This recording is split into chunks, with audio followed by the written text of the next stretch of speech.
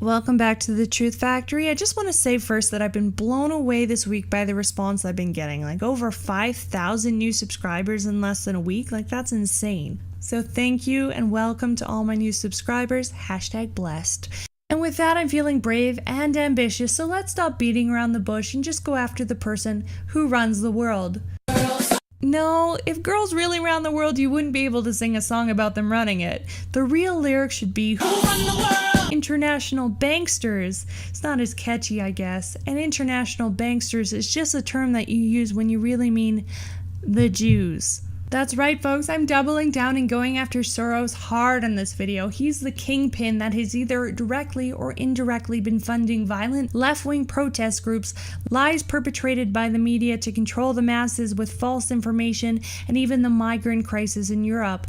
Now, I don't want to use him solely as a scapegoat because he is not the only world elite that does things like this. There's just evidence and leaked documents that back up my assertions about Soros. But the media doesn't go after Soros because he's linked to the networks that sign their paychecks. That's why CNN is so full of shit that when they open their mouths, only excrement comes out. And anyone who fires at Soros conveniently gets called anti-Semitic. Now, I'm not sitting here saying that all the world's problem is international banksters.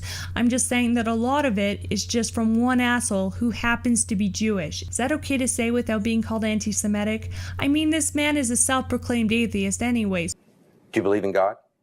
No. So if it just comes down to ancestry, is it okay if I talk about him if I also have Jewish ancestry? Here's my 23andMe report that proves that I have one single drop of Jewish blood in me. Not enough to get an Israeli citizenship, but fuck it, let's do this. You're not Jewish! Because while Soros is spending millions of dollars trying to manipulate elections and people through his media companies with fake news, I'm gonna pass out some red pills for free. And you might be saying, come on, Base Cat, he's 86 years old. Just leave him alone and let him die. He's already dead. And to that I say, don't look at him like he's Mr. Rogers. The sociopathic grandpa is at 86 long years of ruining and manipulating the world behind the scenes, spending billions to destroy the world. This man is Goebbels. This is Goebbels!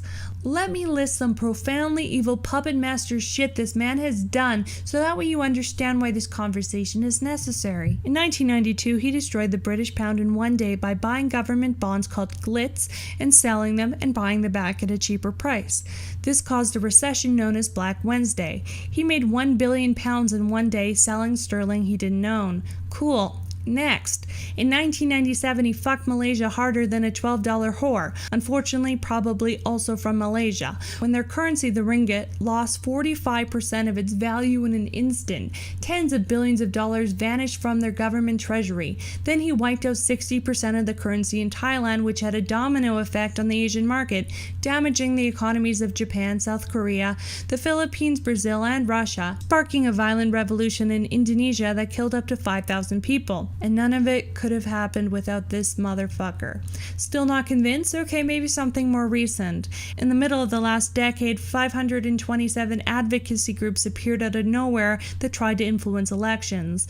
As I talked about in my last video, some of these groups are linked to, Antifa, Black Lives Matter, and the Women's March. This is not only a loophole to get around the campaign contribution cap laws, it also manipulates the voter by using emotional psyop tactics. He did this with John Kerry, which didn't work. He did this with Hillary Clinton, which also didn't work, a waste of millions and millions of dollars trying to sway the elections. But we can't talk about that because that's somehow anti-Semitic. I am the least anti-Semitic person that you've ever seen in your entire life. But his biggest pet project has always been globalization by opening borders. There are over 3,000 leaked documents through his Open Society Foundation. I will link in the description if you're into that, where you'll find that he believes that Europe's refugee crisis is just an opportunity to influence immigration policies worldwide to collaborate with other wealthy donors. Immigration is a way to destabilize the country's economy, which makes it easier to manipulate. And this isn't just a weird conspiracy. These are clandestine operations Operations, which is an intelligence operation intended to go unnoticed by the general public. But now things aren't going unnoticed, and other elites are starting to throw Soros under the bus. But geriatric George Soros wants Trump impeached before he dies, because Trump wants to deport illegal immigrants and slow down the immigration process in general. This goes against Soros' globalist dystopian vision. That's why CNN shills have been pounding the Russian narrative so hard. Soros funded Hillary's campaign and wanted her to go to war with Russia and bring in thousands of immigrants into the United States. That is not a conspiracy. She has said these things. Soros' hand is so far up Hillary's ass, he's like Jeff fucking Dunham. But yesterday things got really interesting for Soros when Israel and Hungary teamed up to take Soros down. Hungary has been going after Soros for a little while now. The Prime Minister Viktor Orban has openly been against Soros' support for more open immigration.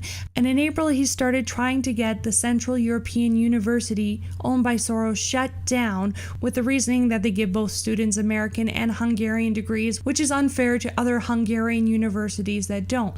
But honestly, I think they're just trying to take down Soros because they don't like him. They've been campaigning hard against him with signs that say, "Don't let George Soros have the last laugh." Basically meaning we want to destroy him before he dies so he knows that he has wasted his entire life doing evil things. Now, of course, the Israeli Prime Minister said these posters are anti-Semitic and remind the world of World War II propaganda. Another article I read referenced Soros as a Holocaust survivor. Now, it's true that George Soros was a teenager during World War II. I mean, this is the oldest fucking guy in the world. But he did not go to Auschwitz. He lived under the guise of a Christian, and in a 60 Minutes interview, he talks about how he repossessed property from the Jews during this time, which, I mean, I guess you do what you have to do to survive in that situation, but he says he feels no guilt about it. Not at all. Not at all. No feeling of guilt. No. This is a hallmark of a sociopath. That being said, a spokesperson for Israel goes on to say, in no way is that statement meant to delegitimize criticisms of George Soros, who continuously undermines Israel's democratic elected governments, adding that Soros funded organizations that defame the Jewish state and seek to deny its right to defend itself. Basically, we don't like anti-Semitism, but we hate George Soros more, so fuck it. And also, Israel and the Jewish people have been trying to convince the world for years that there isn't a secret Jewish billionaire controlling everything, and there's no international bankster conspiracy. Then you have someone high profile like George Soros, where it's actually proven that he actually does control and manipulate the world. And Israel's like, okay guys, we need to shut this guy down. And all of this is happening right after the G20 summit, where Russia, America, and Israel have all banded together for a ceasefire in Syria. These countries are working together, which is not what Soros wants. Big shit is about to happen in the world, so expect more fake news and more paid riots and maybe even some terrorist attacks, because that is how Soros has temper tantrums. And as a side note, I don't think I need a whole video about this, but a released document by an independent researcher known as the Forensicator suggests files eventually published by Guccifer 2.0, the Russian hacker persona, were likely initially downloaded by a person with physical access to a computer, possibly connected to the internal DNC network. Yeah, Seth Rich. Now, this would prove that the Russia thing is fake, which we all know, and that the DNC and CrowdStrike committed mass fraud and treason against the president. Although no mainstream media will cover this, and neither will Robert Mueller, because the world is fucked. And if I die mysteriously, know that it was a hit. I am young, I am perfectly healthy, I am not suicidal, and I don't walk alone at night. So if I stop posting, please avenge my death. Good night. Meow.